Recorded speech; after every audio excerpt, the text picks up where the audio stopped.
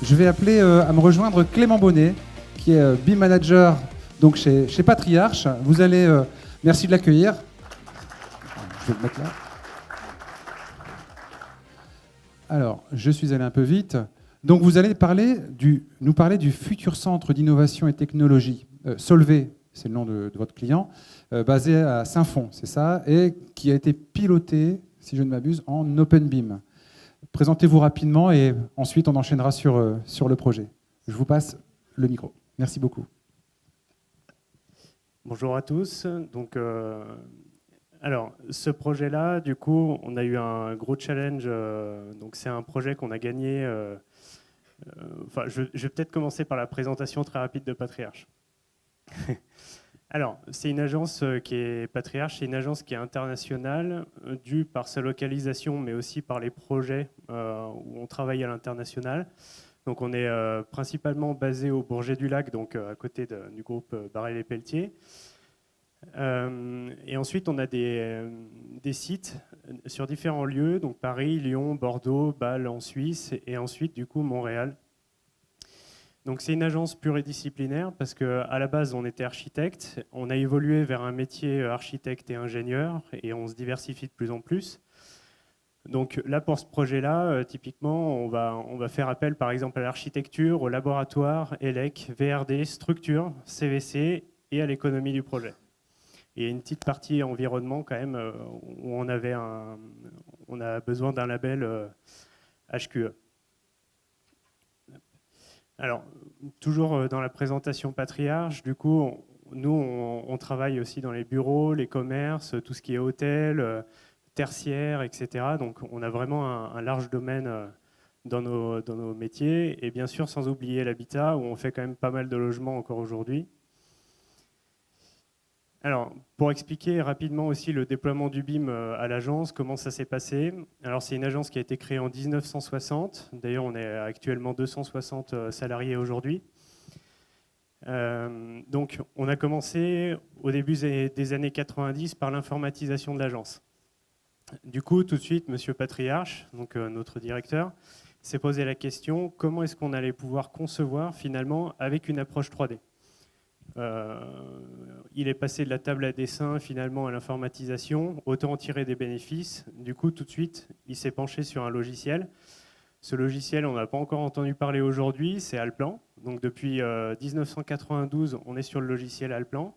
Et d'ailleurs, ce logiciel, il a parfaitement évolué avec nos besoins, puisqu'aujourd'hui, on s'en sert encore pour nos ingénieries structures, pour la partie architecture d'intérieur, pour les urbanistes. Donc aujourd'hui, on a 100 licences chez Allplan, donc ça fait quand même un sacré paquet. Donc au début des années 2000, on a intégré quelques ingénieries. Donc au début, on était uniquement architecte. Donc en 1998, il y a les premiers ingés fluides avec les ingés travaux qui sont arrivés. Ensuite, en 2006, on a eu les économistes et du coup, on a intégré le logiciel ATIC+. Donc on a voulu se poser la question, tiens, on commence à avoir pas mal d'ingénierie. Je pense que vers 2005-2006, on commençait à être bien 80 personnes à peu près. Donc on s'est posé la question, tiens, comment est-ce qu'on va pouvoir optimiser finalement nos échanges? On a tous des logiciels un petit peu différents. Les fluides étaient sur Plancal Nova, maintenant c'est Trimble Nova. Nos ATIC+, pour nos économistes, les architectes sur Allplan, ainsi que les structures.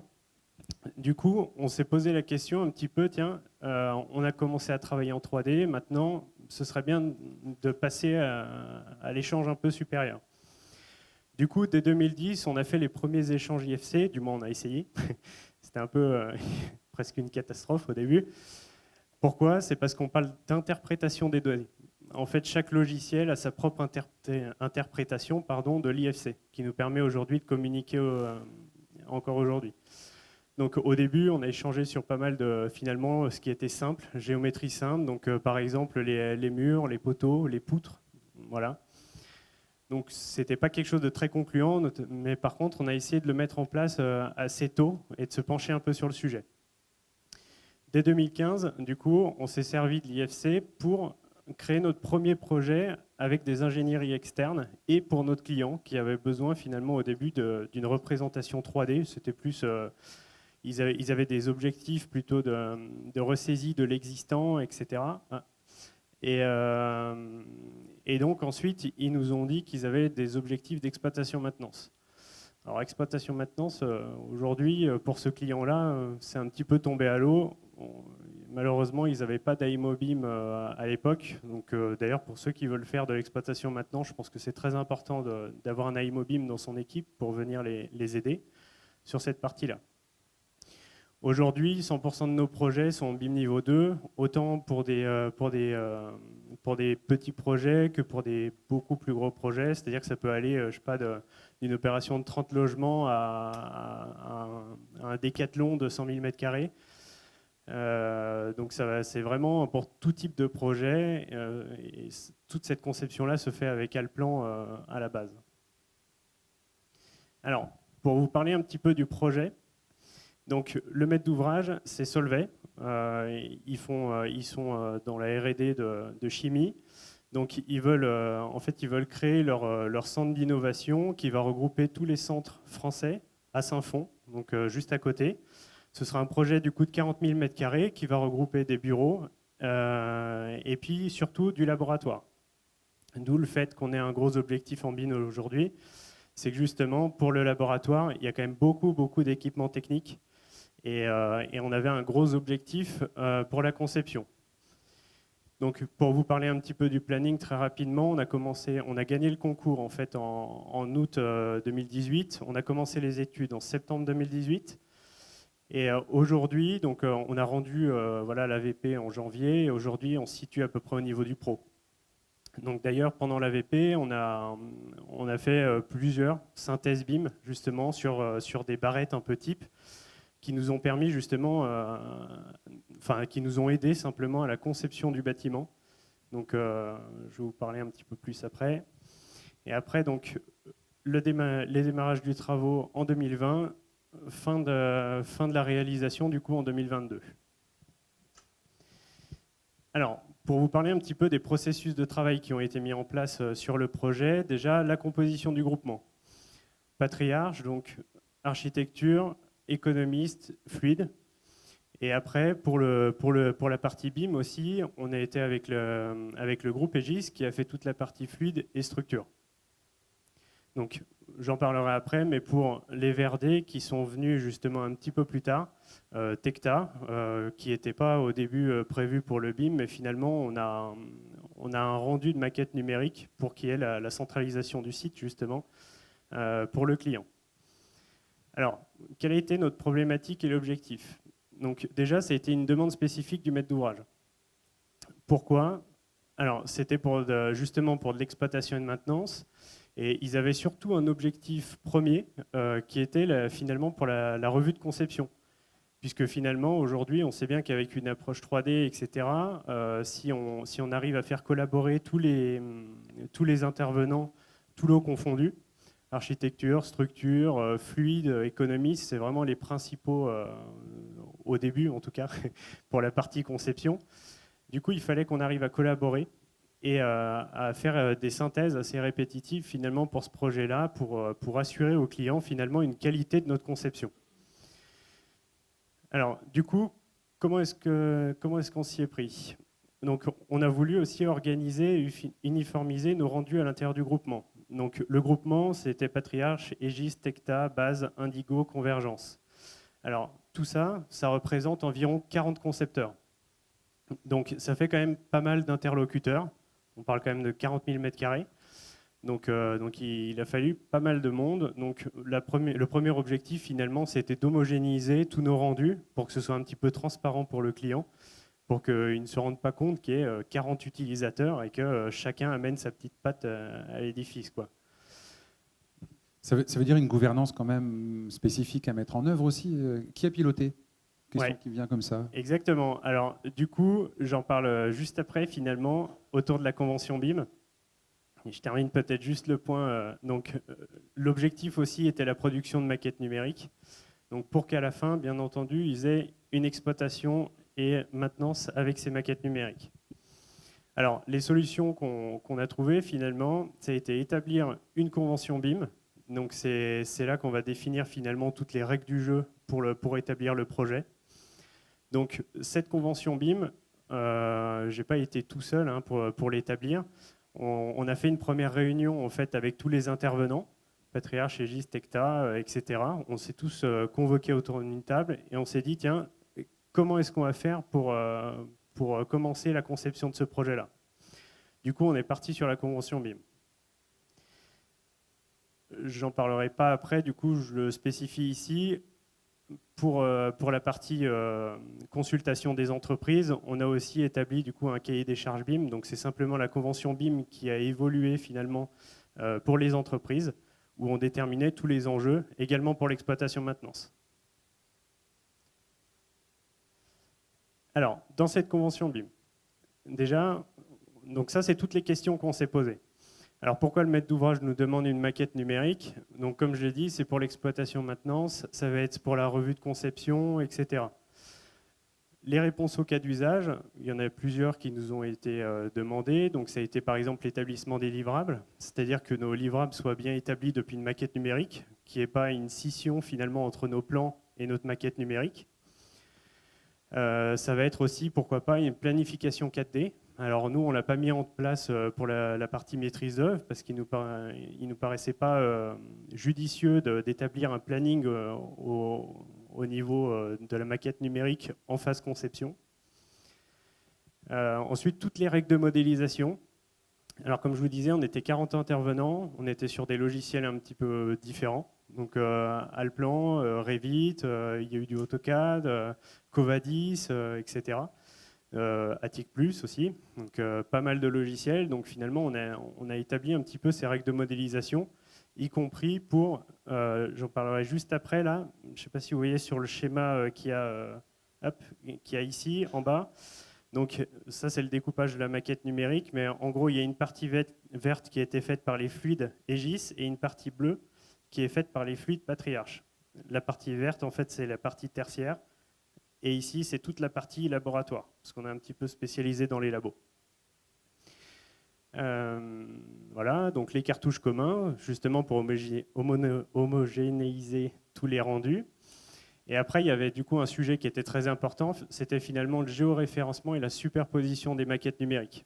Donc via l'IFC, au début, on a eu justement un petit jeu de réglage pour le positionnement de toutes ces maquettes numériques qui venaient de logiciels différents. Donc c'était un petit peu compliqué, mais on y est arrivé. Et ensuite, donc, le découpage de la maquette numérique. Pourquoi un découpage? Alors, ça nous a servi simplement parce qu'on parle de 40 000 m², c'est quelque chose qui est assez lourd à la gestion. Donc, on a des machines qui pourtant sont quand même assez puissantes et pourtant, elles n'arrivaient pas à faire tourner toute la maquette numérique au complet, quoi. Du coup, c'est pour ça qu'on a établi ces découpages numériques. Alors, le bâtiment principal est établi en 4 zones. Et c'est ce qui nous a permis finalement de pouvoir faire tourner les maquettes superposées. On a fait les compilations dans un logiciel Tekla BIMsite. Pour le coup, on a fait les compilations. Ça nous a permis de les partager aussi avec le maître d'ouvrage qui puisse nous faire des remarques. Et pareil pour les AMO aussi. Parce que, donc vous aviez un problème de capacité, c'est ça, pour gérer l'ensemble Comment, pardon? Vous aviez à l'origine donc un problème de capacité d'outils pour gérer l'ensemble simultanément. Informatique, ouais. Exactement. En fait, par exemple, un lot, c'était assez suffisant. On arrivait à faire tourner la maquette numérique, par exemple, pour l'architecture. Par contre, architecture plus structure, plus malheureusement les CVC, etc., on est en laboratoire, c'était la folie totale. Et du coup, effectivement, d'où le découpage numérique actuellement. Pourtant, même avec des grosses machines, ça ne tournait pas du tout. Et typiquement, au début, par exemple, la Emobim, il nous a dit, oula, attention au poids de vos maquettes numériques, ça dépasse un petit peu enfin, nos attentes, quoi. Voilà, exactement. D'ailleurs, très souvent, ce qui nous est demandé pour un projet, on sera sous l'ordre de 200 mégas, 300 mégas maximum pour une maquette numérique. Du coup, là, juste pour un lot, typiquement pour une zone 2, pour le lot architecture, on était déjà sur 200 mégas. Donc ça commence à faire du poids, quoi, juste pour l'architecture.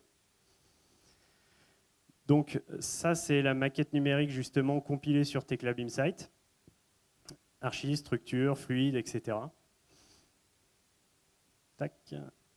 Alors, pour parler un petit peu des avantages et des difficultés justement qu'on a eu sur le projet. Alors, pour les avantages, déjà, ça a été la communication du projet. Pourquoi? Ça nous a servi déjà pour la médiatisation. Ça nous a servi aussi pour communiquer avec les équipes projet Solvay, avec les équipes projet maîtrise d'œuvre.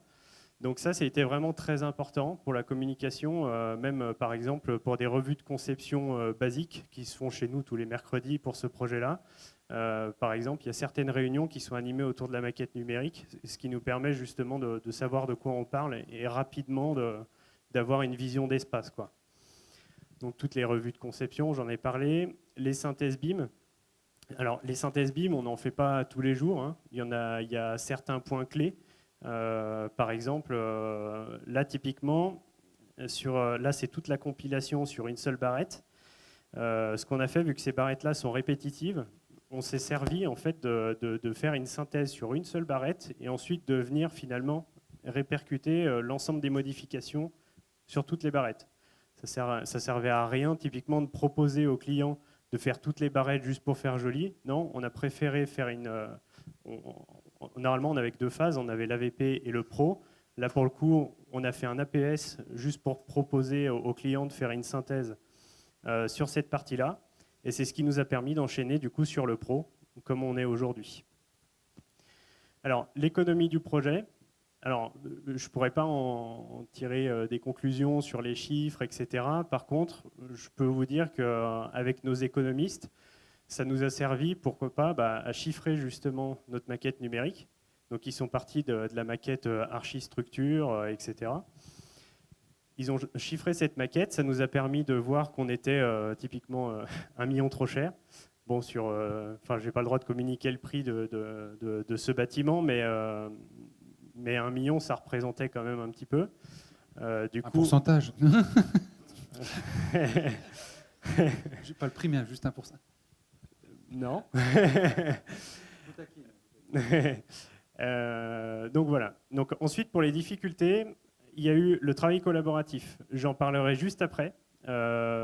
Justement, pour la partie petite entreprise, moyenne entreprise, il n'y a rien de dénigrant, hein, mais c'est encore une fois qu'une question pour la conception.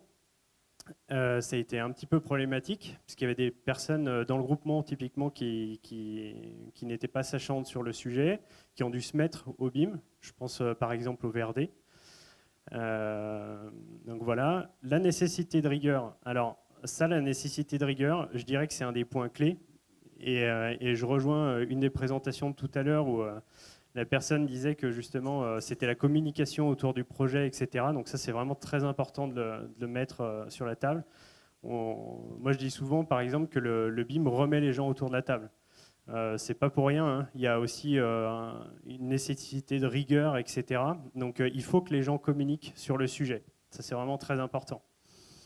Et après, une des difficultés aussi, il y a eu la classification uniforme à 2.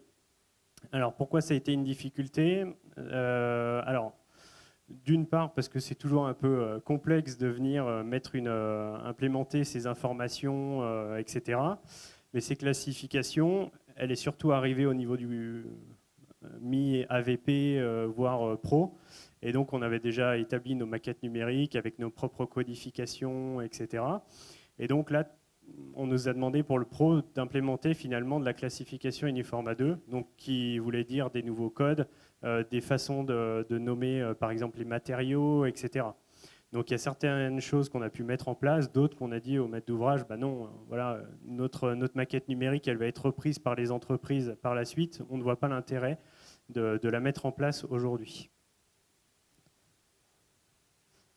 Alors, justement, pour l'intégration des BE externes. Donc, on a eu 2 catégories en fait. Il y a eu les BE structurés, donc typiquement Aegis. Eux, ils ont des équipes de BIM management en interne, etc. Du coup, ça a été une vraie facilité d'intégration. Et surtout, ils ont été force de proposition. Je vous disais, pour l'établissement de la convention BIM en amont, on a dû se mettre autour de la table avec pas mal de personnes. Et du coup, la force de proposition, ça nous a beaucoup aidé puisqu'on a pu établir tous les processus BIM à mettre en place sur le projet, etc. Et ensuite, il y a des moyens humains et informatiques. Donc les moyens humains, parce que simplement, il y a pas mal de personnel, par exemple, chez Aegis, qui sont sur le projet, etc. Donc c'est le métier d'aborder ces aspects-là, finalement, exactement. Par exemple, pour les structures, pour les fluides, etc.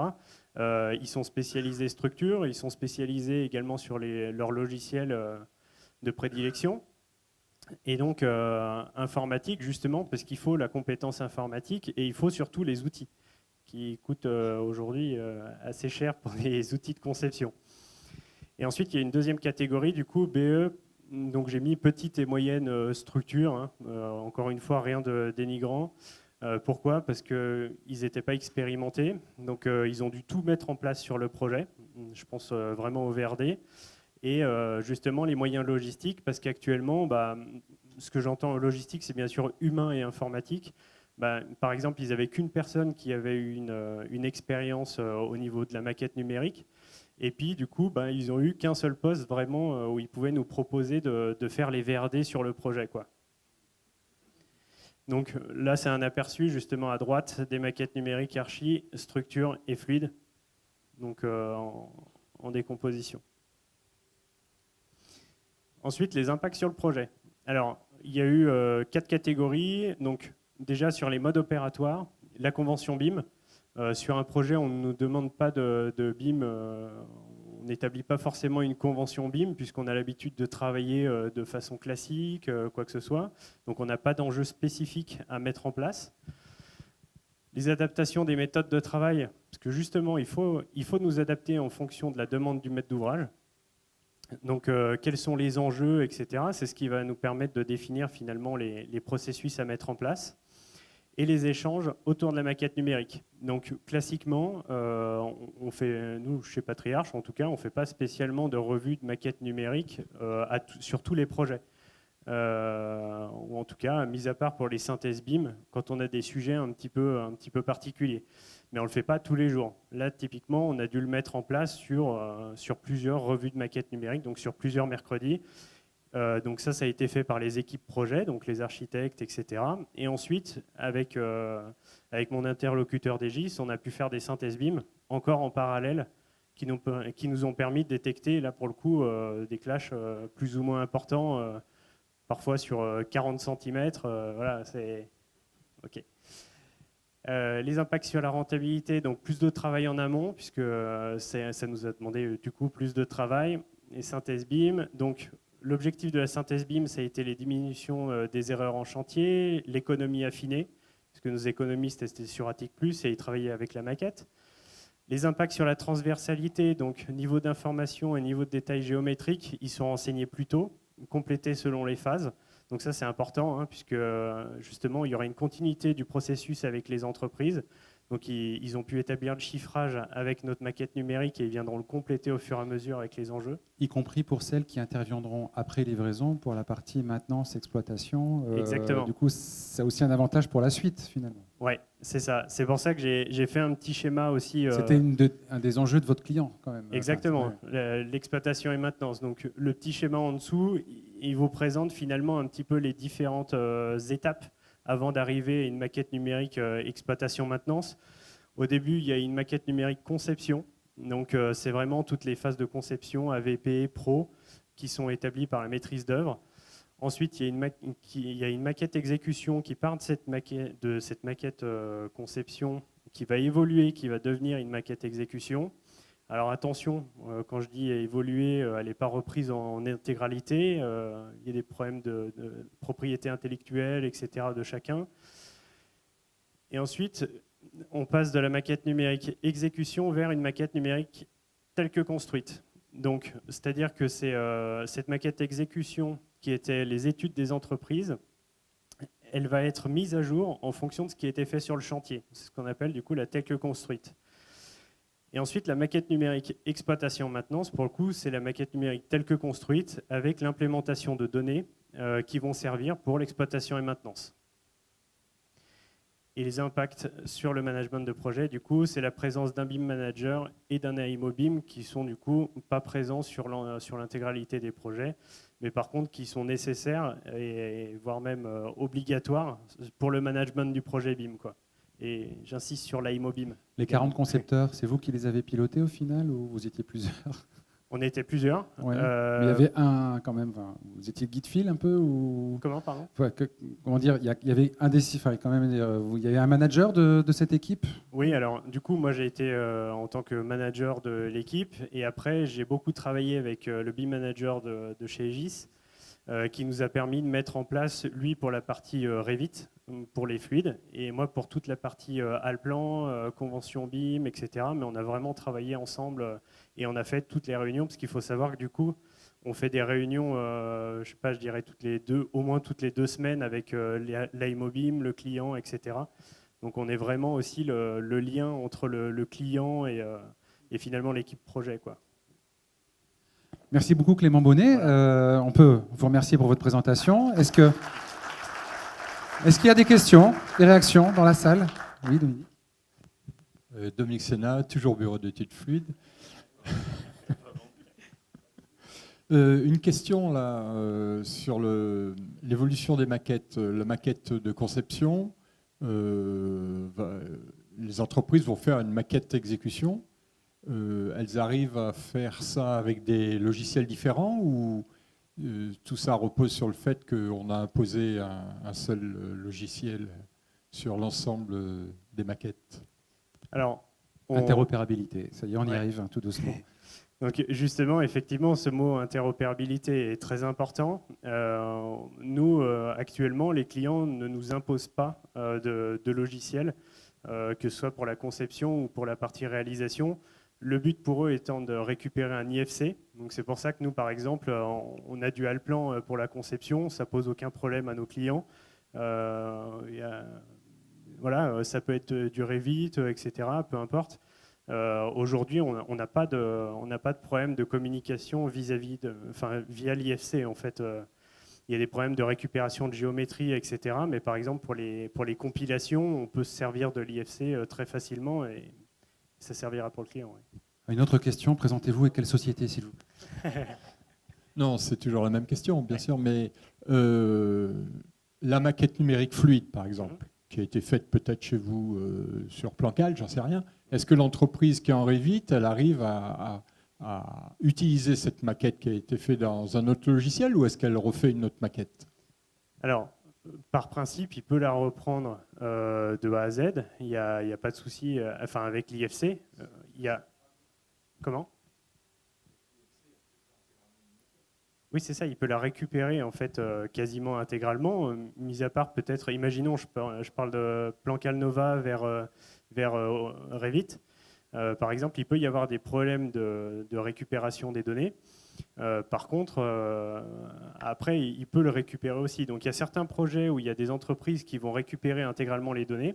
Il y a certains projets où, par contre, pour une question de confidentialité, de propriété des données, etc., ils vont ressaisir quasiment intégralement la maquette numérique. Donc, ça va vraiment dépendre. Nous, il y a 2-3 projets comme ça où ils sont partis de notre maquette numérique conception pour avoir une base.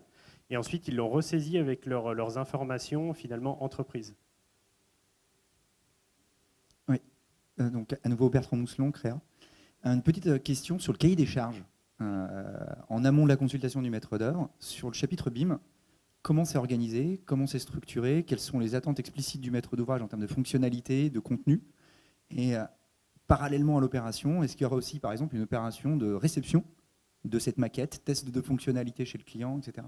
Comment est-ce que ça c'est prévu dès l'amont? Alors, pour le cahier des charges qui nous a été fourni dès le départ, je ne pourrais pas communiquer sur tout. Par contre, effectivement, il y a eu. Alors, ça a été structuré déjà parce que l'AIMO BIM il travaille chez Media Construct pour le coup. C'est une des personnes assez haut placées chez Media Construct. Donc, il est parti de ces chapitres-là, de la convention BIM établie par Media Construct. Hein. Donc il a cité un petit peu tous les cas d'usage, etc. Quel est leur objectif BIM final, etc. Pour les OPR, c'est une demande qui nous a été demandée. Pour le coup, pour l'instant, c'est un chapitre qui nous reste à développer. Actuellement, nous, en tout cas, maîtrise d'œuvre, on n'a pas eu encore, enfin Patriarche, pardon, on n'a pas eu encore l'expérience sur un projet d'avoir cette partie OPR avec la maquette numérique. Donc malheureusement, je ne pourrais pas trop répondre à cette question-là, mais c'est un des objectifs justement pour les levées de réserve, etc., quoi. Oui, bonjour, Odestelle Amblard, avocat. Moi, j'ai une question sur la convention BIM. Donc déjà, je comprends que vous n'en faites pas toujours. Et je me pose également la question de savoir si dans cette convention ont été traitées les questions de propriété intellectuelle et de cession de droit. Voilà. Alors oui, il y a eu 3 pages pour le coup décrites avec des... Justement, parce que c'est un document qui est contractuel, la convention BIM. Et à la fin, on a mis des phrases, par exemple, de protection, on va dire, de propriété intellectuelle, etc. Donc, ça a été établi sur 3 pages. Donc, c'est des phrases qui sont sorties, justement, qui nous ont été données par l'AIMOBIM, qui nous protège, nous, maîtres d'œuvre, même vis-à-vis, par exemple, des entreprises aussi, dans le cahier des charges. On a pu établir tout un tas de chapitres de propriété intellectuelle, etc. Voilà. Une autre question? Du coup, donc à nouveau Jérôme Gadier, pardon, à nouveau au CABIM. Je vais peut-être un petit peu empiéter sur votre rôle puisque j'ai été confronté au même problème par rapport à la propriété intellectuelle. Le truc, c'est déjà, il faut déjà bien séparer les métiers. C'est-à-dire que tous les métiers ne sont pas égaux face à la propriété intellectuelle. Par exemple, les architectes, qui sont les plus frileux, sont mieux protégés que les autres, puisque eux, c'est une œuvre artistique qui est défendue au titre d'une œuvre. Alors que là où la propriété intellectuelle n'est pas définie par défaut, c'est tout ce qui va être en rapport à ce qu'on peut appeler le secret industriel. Je vais prendre un exemple, ça sera plus simple. Vous avez un bureau d'études qui va donc investir dans un logiciel BIM et qui va aussi après apprendre son métier à son logiciel. L'exemple le plus simple, voilà, je ne sais pas si vous avez déjà entendu parler de famille. On va prendre une entreprise qui va faire du fluide, par exemple, elle va créer une famille de CTA, et cette famille va contenir des équations, va contenir du savoir-faire, va contenir plein d'outils de décision qu'elle aura développés. Donc non seulement il y a l'investissement de l'outil, donc ça c'est la propriété intellectuelle de l'éditeur de logiciel, mais il y a aussi la propriété intellectuelle du bureau d'études qui aura intégré de l'intelligence, son intelligence propre, ses notes de calcul, dans ces objets. Ensuite, ces objets, la question c'est de savoir comment est-ce qu'on les transmet aux autres et comment est-ce qu'on se protège. Quand on transmet en IFC, le problème se pose assez peu, puisque l'IFC, c'est un peu comme convertir un document Word en PDF, c'est-à-dire qu'on aplatit tout. Quand on convertit un fichier Excel en PDF, pareil, toutes les formules disparaissent, on n'a plus que les résultats. Donc tout le savoir-faire, en fait, est protégé parce qu'il est offusqué. Là, à partir du moment où on a de la vraie intelligence dans les maquettes, ça devient plus compliqué. Là où c'est problématique, et c'est là où personnellement, je rajoute dans mes conventions un modèle de charte de confidentialité, c'est quand il y a des échanges dans ce qu'on appelle le close BIM ou les fichiers natifs.